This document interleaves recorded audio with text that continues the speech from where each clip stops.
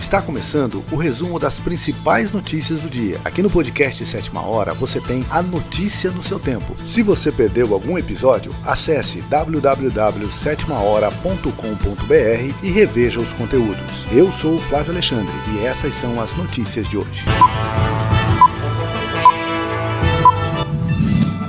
CCJ aprova PEC que criminaliza a posse de qualquer quantidade de droga. A Comissão de Constituição e Justiça, CCJ do Senado, aprovou nesta quarta-feira, por votação simbólica, a proposta de emenda à Constituição, que inclui no artigo 5º da Carta Magna que a lei considerará crime a posse e o porte, independente da quantidade, de entorpecentes e drogas afins, sem autorização ou em desacordo com a determinação legal ou regulamentar. Apenas 4 senadores dos 27 da CCJ se manifestaram contrários ao texto. O texto acrescenta que deve ser observada a distinção entre o traficante e o usuário pelas circunstâncias fáticas do caso concreto, aplicáveis ao usuário penas alternativas à prisão e tratamento contra a dependência. O texto agora segue para análise no plenário do Senado. O relator da PEC, senador Efraim Filho, do União da Paraíba, defendeu que o fórum adequado para discutir o tema é o Parlamento Brasileiro e argumentou que a possibilidade de se permitir a posse de alguma quantidade de maconha favorece o tráfico de drogas.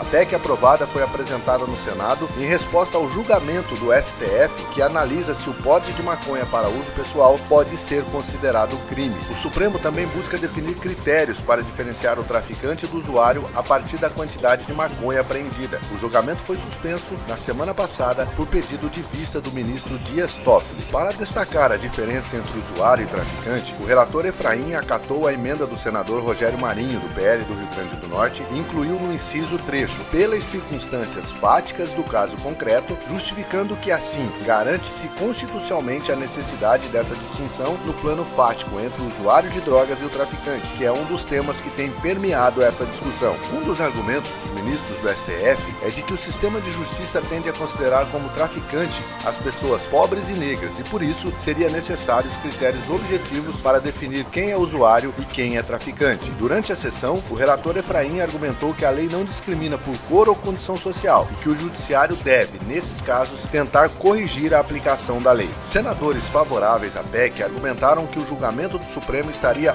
usurpando as competências do Congresso Nacional, como expressou o senador Eduardo Girão, do Novo do Ceará. Existiu uma usurpação de competência, uma invasão na prerrogativa nossa aqui do Parlamento Brasileiro, ressaltou. O Supremo julga desde 2015 a constitucionalidade do artigo 28 da Lei das Drogas, a Lei 11.343 de 2006, que cria a figura do usuário, diferenciado do traficante, que é alvo de penas mais brandas. Para diferenciar usuários e traficantes, a norma prevê penas alternativas de prestação de serviços à comunidade, advertências sobre os efeitos das drogas e comparecimento obrigatório a curso educativo para quem adquirir, transportar ou portar drogas para consumo pessoal. A lei deixou de prever a pena de prisão, mas manteve a criminalização. Dessa forma, usuários de drogas ainda são alvos de inquérito policial e processos judiciais que buscam o cumprimento das penas alternativas. No caso concreto que motivou o julgamento, a defesa de um condenado pede que o porte de maconha para uso próprio deixe de ser considerado crime. O acusado foi detido com 3 gramas de maconha.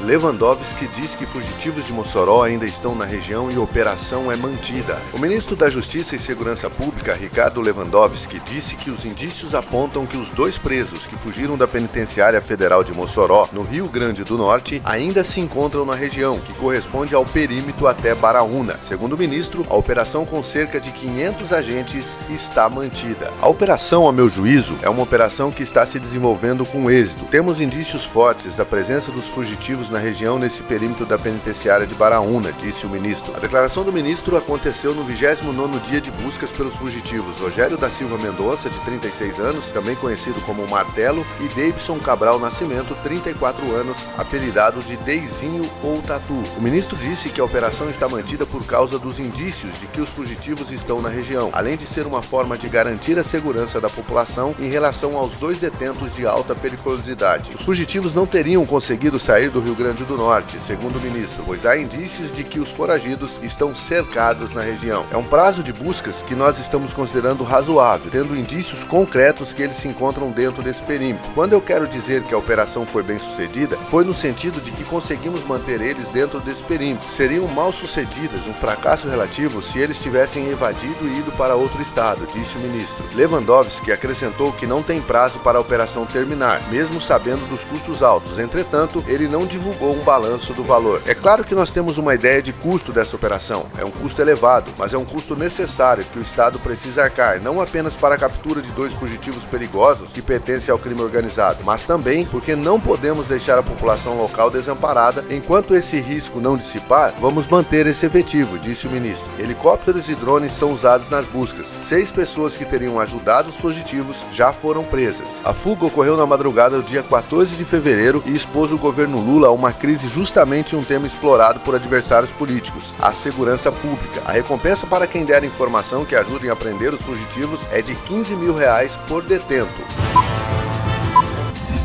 Regulamentação dos jogos eletrônicos é aprovada pelos senadores. O projeto de lei que cria um marco legal para os jogos eletrônicos no Brasil foi aprovado pelos senadores nesta quarta-feira. O projeto de lei PL 2796/2021, que volta para apreciação dos deputados federais, já que o texto original sofreu alterações. A proposta prevê regras para a fabricação, importação, comercialização, desenvolvimento e o uso comercial dos jogos. O projeto não vale para máquinas caça-níqueis, jogos de setor e os chamados jogos de fantasia, em que o usuário cria um time virtual com jogadores reais de um determinado esporte. Esse tipo de jogo online já é regulado pela lei que trata das cotas fixas, as bets. O texto prevê benefícios fiscais para os criadores de jogos eletrônicos. Eles terão direito e abatimento de 70% no imposto de renda devido em remessas ao exterior, que integra a lei do audiovisual. Esse benefício é válido também para contribuintes que investem em projetos de jogos eletrônicos independentes. No âmbito da lei do bem, o desenvolvimento de jogos eletrônicos passa a ser enquadrado como atividade de pesquisa tecnológica e de inovação, o que permite o acesso a incentivos fiscais, como redução de 50% do imposto sobre produtos industrializados, o IPI. Outro benefício é o tratamento especial por serem considerados negócios inovadores, como o processo mais simplificado para a formalização. O projeto determina que os jogos indicados para crianças e adolescentes devem ter restrições para transações comerciais a serem permitidas somente com autorização dos responsáveis. Esses games devem ainda estabelecer a proibição a práticas de violação de direitos de crianças e adolescentes. Ferramentas de supervisão e moderação parental precisam ser atualizadas com frequência. Pelo projeto, menores de idade podem trabalhar na criação dos jogos, desde que respeitados os direitos de crianças e adolescentes e as leis trabalhistas. Não será exigida nenhuma qualificação especial ou licença do Estado para programadores e desenvolvedores.